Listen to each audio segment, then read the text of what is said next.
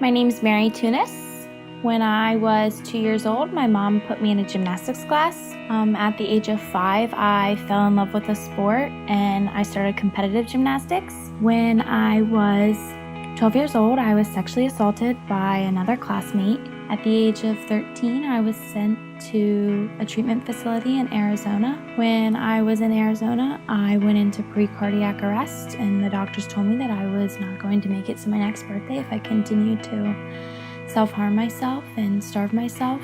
At the age of 15, I got into a abusive relationship. We got into a fight and he told me to kill myself. So I wrecked my car into a tree. The doctors told me that I would never be able to do gymnastics again, that I had broken my back. I was so mad at God. The one thing that I was good at in life, he took away. After my senior year, I wanted to get away and start a new life. So I left for Frostburg State University.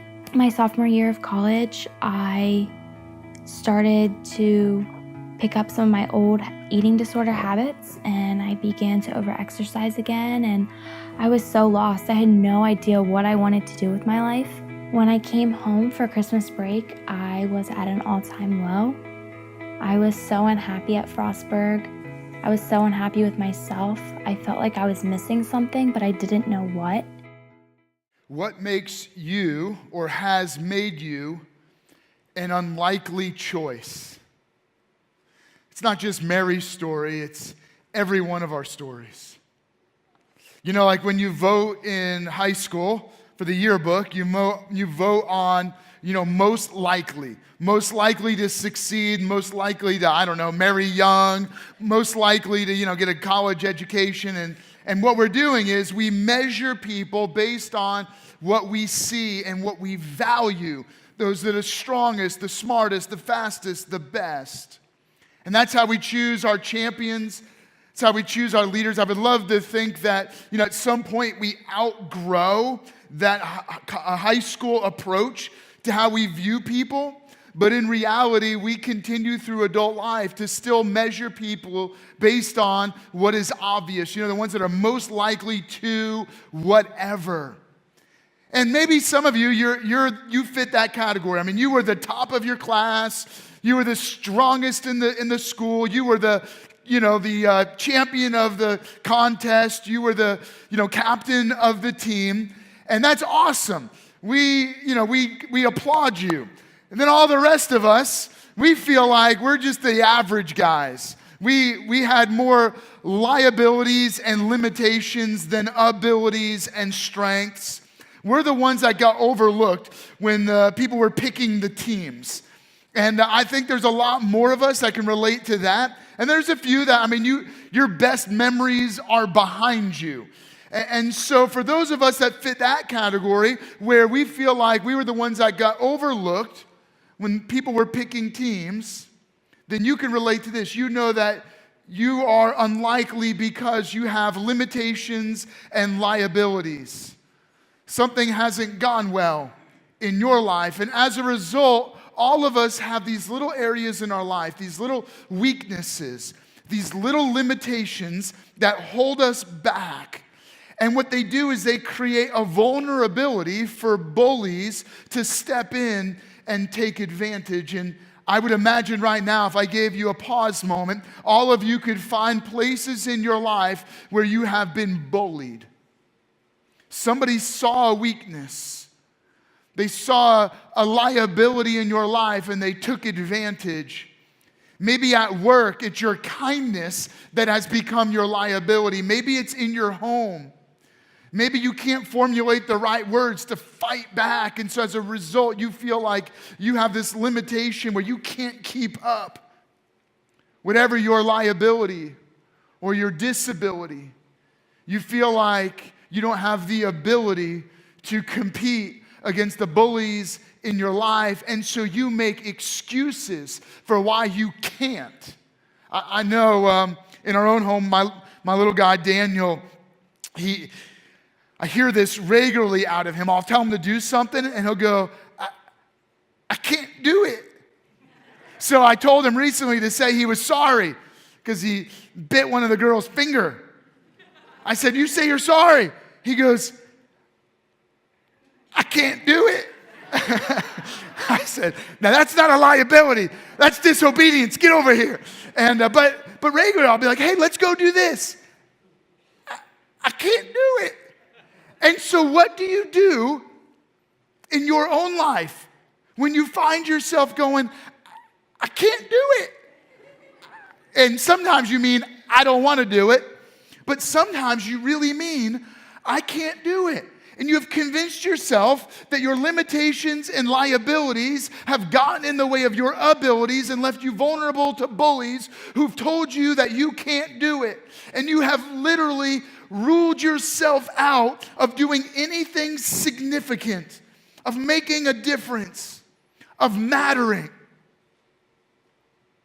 And maybe, just maybe, those liabilities have created an opportunity for a great comeback story.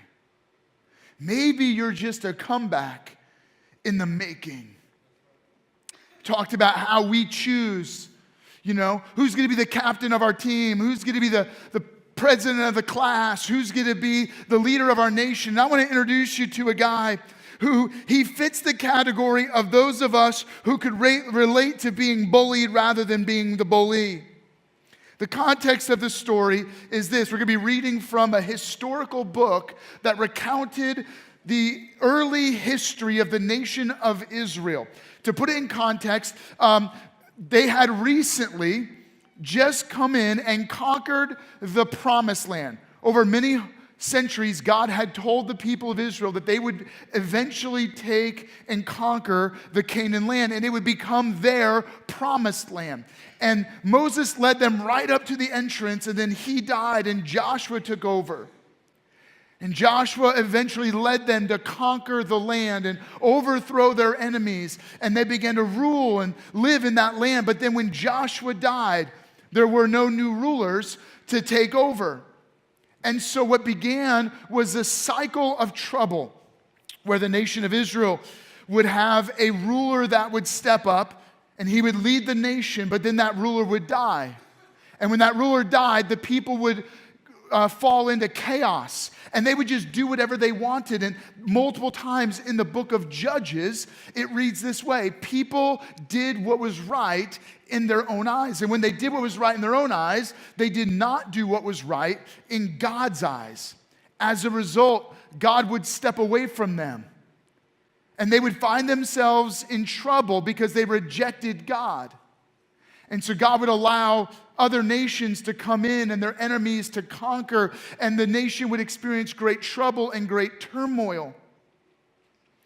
Then the people would cry out to God.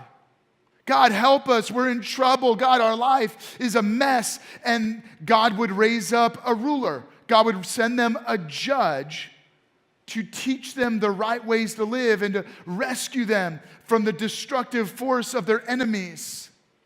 And once this ruler, this judge would conquer the enemy, God would bring prosperity and peace over their nation. And so long as that ruler and judge lived, the nation would prosper. When they died, repeat. Over and over and over. And so I want to introduce you to one of the early rulers, judges of the nation of Israel. But what makes him it almost is a comical story because he's a really unlikely choice. First, because of his name. His name is Ehud. I'm just throwing that was just for fun. Seriously, if you had a classmate named Ehud, he probably wouldn't get voted president of the class or captain of the team. I mean, that's a dude you pick on. Not only is his name Ehud, but we're going to jump right into the story. It's found in the book of Judges, which is very early in the Bible, chapter 3, verse 15 and 16. Let me just read it to you. Again, the Israelites cried out to the Lord, and he gave them a deliverer. Ehud, a left-handed man, the son of Gera the Benjaminite. And the Israelites sent him with tribute to Eglon, king of Moab. Now Ehud had made a double-edged sword and about 1.5 feet long. Let me just pause right there and give you a couple quick pieces of why I'm saying Ehud is an unlikely choice. Well, not only because of his name, but Ehud is a left-handed guy in a tribe that is known for being right-handed. I know, that sounds weird. My wife is left-handed, and so when I was writing this sermon, I actually told her about it, and she started laughing. But it's not just that he's left-handed. Let me explain. The word, the way it translates into the English is actually something more like he suffers from a deformed hand. So his right hand is deformed. Now, in and of itself, that would not be a terribly big deal, except that he's part of the tribe of Benjamin. The name Benjamin means son of my right hand. So he's got a deformed hand, so he's left-handed in a nation of people that are the son of my right hand. And when you get deeper into ancient history, it makes it an even more in-your-face, ironic moment. Because being the son of the right hand, what that meant was when Benjamin's father named him that, Benjamin, father Jacob, or his name was changed to Israel, what he meant was, this is the son of my strength, the son of my authority, the son of privilege and favor.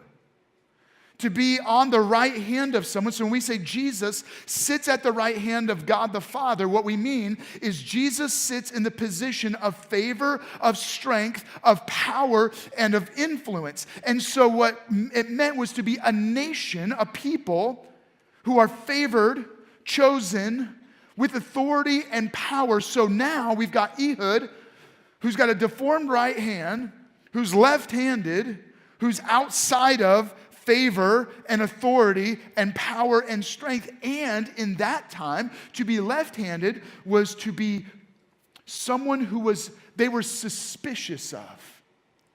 It was, they questioned whether you were a traitor.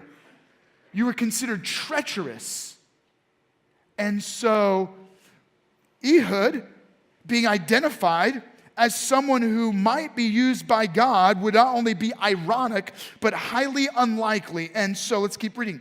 Now Ehud had made a double-edged sword about 1.5 feet long, which he strapped to the right thigh under his clothing. Interestingly, so obviously if you're right-handed, in ancient times when you fought, you put your sword on your left side, right? So you could draw it out. So he was left-handed, so he had his sword on his right side, which is going to come in to his advantage. We're going to keep reading.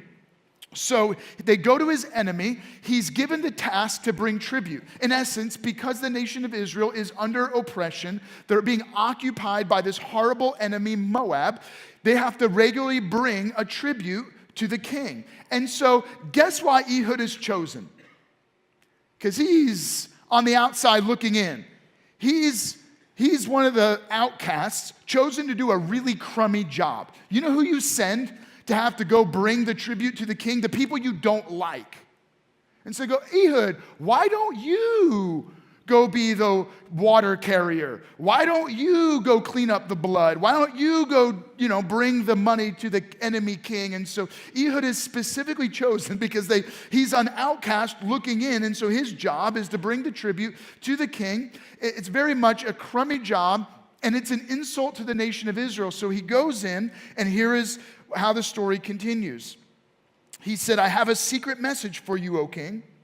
And the king said, quiet. And all of his attendants left him. Ehud then approached him while he was sitting alone in the upper room of his summer palace, and he said, I have a message from God for you. As the king rose from his seat, Ehud reached with his left hand, drew his sword from his right thigh, and plunged it into the king's belly. And you thought the Bible wasn't very exciting. You thought this was just boring stuff. Check this out. This is like something you'd watch in a movie. I can't even believe this stuff is even in the Bible. Listen to this. Even the handle sank in after the blade, which came out of his back. Ehud did not pull the sword out, and the fat closed in over it. This is disgusting. Then Ehud went out of the porch and shut the doors of the upper room behind him, and he locked it. The part I left out was he locks the door, and then he leaves, and the king's attendants just leave him alone for a while because they think he's going to the bathroom. And then it starts to get really uncomfortable because they're like, how long do we leave him in there? And like an hour goes by, And they're like, that dude's got issues. I mean, the king, I know, but we should have given him some prunes or something. And finally, they like knock on the door like, you all right in there? Hey, did you fall in? And then it actually says they're so embarrassed that they finally knock through the door. And they find the king dead with the sword completely engulfed by all of his fat. And then it continues. And when he arrived there, meaning when Ehud ran, he came to the armies. When he got to that point, it says that he blew a trumpet in the hill country of Ephraim, and the Israelites went down with him from the hills, with him leading them. Follow me, he ordered, for the Lord has given Moab, your enemy, into your hands. And so they followed him down, and taking possession of the fords of the Jordan that led to Moab, they allowed no one to cross over. At that time, they struck down 10,000 Moabites, all vigorous and strong. Not a man escaped. That day, Moab was made subject to Israel, and the land had peace for 80 years. Now, I know it's just an ancient story set in ancient times about a nation that was constantly in a cycle of trouble, and then they would cry out to God, and God would set them free, and then they would prosper, and then they would reject God and fall back into trouble. I know it sounds funny to talk about a left-handed guy with a deformed hand who God uses to kill the enemy king that delivers the nation and gives them 80 years of peace. But maybe, just maybe, it's in the Bible because it's not just a story about Ehud, the left-handed Benjaminite, but maybe it's a little bit about us, because maybe there are limitations and liabilities, maybe even disabilities that leave you feeling like you are an unlikely choice. But could it be that what makes you feel like an unlikely choice is the very thing God wants to use to do something unlikely through your life? What do we learn from the story of Ehud?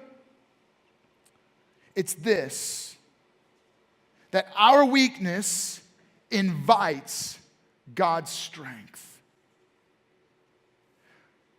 I know you and I are constantly trying to compensate for our weaknesses and overcome our liabilities. We're always trying to fight back and stand up and get stronger. We want to cover over our liabilities and show that we are able. But here is the reality: that's impossible. It is impossible for us to overcome our weaknesses and conquer our bullies, because there is at least one bully in our life that always seems to win. You and I may conquer the bullies at work. We may stand up to the bully in the locker room. You may be able to face down the bully in your finances, or in your home, or in your neighborhood, or on the team. But every one of us have a bully in our life that takes advantage of the vulnerabilities of our liabilities. It's called sin. Sin lives inside of every one of us. It is a spiritually driven internal force that is out to destroy us, and it has already won. That's right. Every one of us are born with a disability spiritually. You and I have an instinct to reject God. Our spirits are corrupted to do the wrong thing, and so we turn our back on God and do what we want, which leads us to ruin. Sin not only sabotages our best intentions, destroys our life spiritually, which means it cuts us off from relationship with God, but the end result is not only death, but eternal judgment. And God saw that every one of us had this great liability, a bully called sin, that had already conquered and destroyed us. We are like the nation of Israel, oppressed by an enemy, defeated, robbed, taken advantage of, and exposed. But I want you to know this: Jesus is a lot like, but better than Ehud. Ehud leverages his liability because he's able to put his sword in his right hand, where the Secret Service never check. And he's able to sneak into the king and stab him and conquer him and lead a revolution to overthrow the enemy and free the nation for 80 years. But Jesus is better than Ehud because Jesus took our weaknesses. He took our shame. He took our guilt, our limitation, and he put it on himself. And then he went into the enemy. When he hung on the cross, he hung in our place. He died for us. He took our shame, our guilt, sin that had destroyed us on himself, so that when he died once for all. He didn't have to use deception or trickery. And when he died to defeat death in our place. But he not only died, he supernaturally and miraculously rose from the dead, and in his resurrection, he conquered the enemy of sin, the enemy of death, and the enemy of eternal judgment. So that anyone who believes in Jesus by faith is freed from the power of the enemy and given peace, not just for 80 years, but forever. You see how Jesus is better than this really cool story about Ehud? But Ehud points to Jesus. And what it reveals is this: when you believe in Jesus by faith, that means you open your life to God. And when you open your life to God, God's Spirit enters into your spirit. His strength overpowers our weakness, so that his strength is revealed in our weakness. God actually chooses people who are weak and limited so that he can transform their unlikely story and do something unlikely through them. You thought it was your limitation, but it's actually your opportunity. How does God do this? Well, here, check out a little bit more of Mary's story. One night, I was in the gym and a leader from FCA came up to me and said that if you practiced your faith like you practiced in the gym, that you'd be unstoppable. That night was a huge breaking point for me. I told my mom that I could no longer go to Frostburg and that I needed to take some time to work on myself. In January, I was talking to my therapist and I told her that I wanted to go to church again. So one Sunday morning, I woke up and I went. Before going to Lifehouse, I felt intimidated to go to church. I felt scared. I felt like everyone was going to look at me weird and judge me for my past struggles. After coming to Lifehouse, I realized that I was welcome, that no one was perfect and everyone has their own story. Every sermon spoke to me directly, and I felt renewed after listening to Patrick's message. Since seeking God, I realized that I am perfect in His eyes and that my past struggles and my past mistakes don't define me. After my car accident, the doctors told me that I would never be able to do gymnastics again or compete in sports. Despite what the doctor said, today I'm a competitive CrossFit athlete where I compete. I know my purpose here on earth, and I love the life that God blessed me with. It takes a lot of courage to get in front of a church and churches and share your story of pain and limitation and hurt and loss. But what I appreciate is Mary saying, here's what God can do. In the midst of my liabilities, here's how God can reveal His abilities. And so let's just go back and see this same principle at work in Ehud's life. It's this, in verse 16 and 17 it reads, "Now Ehud had a double-edged sword about 1.5 feet long, which he strapped to his right thigh. Under his clothing he presented the tribute to Eglon, king of Moab, who was a very fat man." This is just weird. Everything about this story is weird. It's unlikely. But what's the point? It's this. To show God's strength, we have to be willing and available. We have to offer ourselves to God and say, God, you can do whatever you want in my life. Look, Ehud could have made a lot of excuses. God, look at my hand. I'm a left-handed guy in a right-handed tribe. I'm considered a person of treachery, looked at through suspicion in a tribe full of people that are favored and they have authority and they have power and they're considered people of great victory. Here I am, and I'm a nothing, I'm an outcast, I'm a nobody.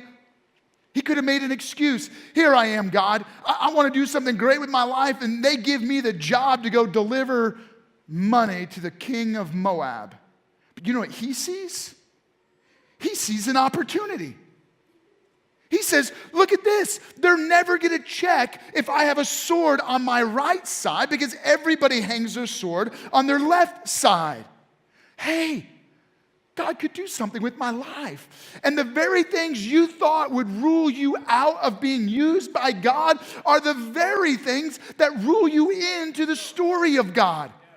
God didn't choose you because of your strength. He chose you because of your weakness. He doesn't choose you because of your abilities. He chooses you because of your liabilities. Because only in your liabilities are you willing to allow God to reveal His abilities. If you think you can do it on your own, you will. If you think you're strong enough and big enough and fast enough and you're rich enough and you have it all together, you will never look to God to reveal His strength in your weakness. But God is looking for an opportunity to do something great in and through your life. And His access to your life is in your liabilities and your limitations and your weaknesses. Because in those areas, then and only then, will you make yourself willing and available for God to do the unlikely. God doesn't want to do the obvious. God doesn't want to write the likely story. God wants to show up and show off in your life in unlikely ways. Well, the only way that God gets the credit and the glory is if you give Him access to your areas of weakness and vulnerability. If you say, God, do with me whatever you want. Ehud could have made a lot of excuses. Ehud could have ruled himself out. But what he did was he took his opportunity and said, God, here I am, use me. Now, outside of faith in Jesus Christ, without God's Spirit alive in us, we are left to our own limitations. But when you surrender your life to Jesus, when you allow God's Spirit to enter into your spirit, then God's strength is revealed in your weakness, and the only responsibility you have is to be willing and available, just to simply say, God, here I am, use me. There's another author in the Bible, he knew something about this. He was a religious terrorist. He had fought against the faith of Jesus Christ and murdered Christians. And he thought for that reason it would have disqualified him from God doing anything significant with his life. But he became one of the greatest authors of the Bible. His name was Saul, and he changed it to Paul as a testimony of his life change. How God had changed everything in his life. And he used his business to fund starting churches all across Asia and Europe. And he wrote letters to those churches after he would start them. To one of those churches, the church in Corinth, he wrote 2 letters that are included in the Bible today. His first letter to the church in the city of Corinth opens 1 Corinthians chapter 1 with this statement. He said, take a good look, friends, at who you were when you got into this life. I don't see many of the brightest and best among you, not many influential, not many from high society families. Isn't it obvious that God deliberately chose men and women that the culture overlooks and exploits and abuses? He chose these nobodies to expose the hollow pretensions of the somebodies that make it quite clear that none of you can get by blowing your own horn before God. Everything we have, right thinking and right living, a clean slate and a fresh start, comes from God by way of Jesus Christ. And that's why we have this saying, if you're going to blow a horn, blow a trumpet for God. You kind of get the point of where Paul is going with this? He goes, look, God doesn't choose you because you have it all together. He actually chooses you in the midst of your mess. God doesn't choose you because you're strong enough. He chooses you because you're willing to allow your weakness to create an opportunity for His strength. He doesn't choose you because you're top of the class or because you're smart enough or because you have your family all figured out. He doesn't choose you because of how great you look on the outside. He doesn't choose you because you have a perfect life or you've got nothing wrong inside of you. No, He chooses you because of your weaknesses, because of your liabilities, because of your disabilities. He chooses you because He wants to show up and He wants to show off in your life, and He wants to reveal that it's His strength. It's His love that changes everything about every one of our stories. And the only thing you and I can do is say, yes, God, use me. I am willing and I am available for you to do whatever you want, just like Ehud. But we got to continue because the story doesn't stop there. It continues in let me read verse 18 and 19. After Ehud had presented the tribute, he sent on their way men who had carried it. At the idols near Gilgal, he himself turned back and said, I have a secret message for you, O king. The king said, quiet. And all of his attendants left him. And then you heard the story. He pulls out a sword, he stabs him, he leaves. Everybody thinks that he's sitting on the john. And so it's awkward. By the time they realize Ehud has already escaped, he's rallied an army, and they're about to rout the Moabites. When he arrived there, he blew a trumpet in the hill country of Ephraim, and the Israelites went down with him from the hills, with him leading them. You see that? Him leading them. Follow me, he ordered, for the Lord has given Moab, your enemy, into your hands. And he shouts and he says, let's go, let's do this, let's conquer. God has given us victory today. And the point is this, we reveal God's strength through our weakness simply by getting active. Not only do you say, God, I am willing and available, but you actually have to do something. You have to be willing to get involved. You got to get active. Don't just sit there and watch others. Don't make a list of excuses why you can't. I can't do it. Yes, you can, because it's not about your ability, it's about God's ability. You can because God can through you. And all you have to be willing to do is to surrender and say, yes, God, and then get up and actually get involved in the crisis and the mess in the world around you. Too many of us have disqualified what God has qualified. You have said you can't when you should have been saying God can. And so it's time to get active. To yield your resources to God. Maybe you say, I don't have enough. Good. Your little is much in the hands of God. Maybe you think, I can't speak. God can't use me to say anything. God will use you, not in spite of your weaknesses, but because of your weaknesses. Let me say it again. Do not disqualify what God has qualified in your life.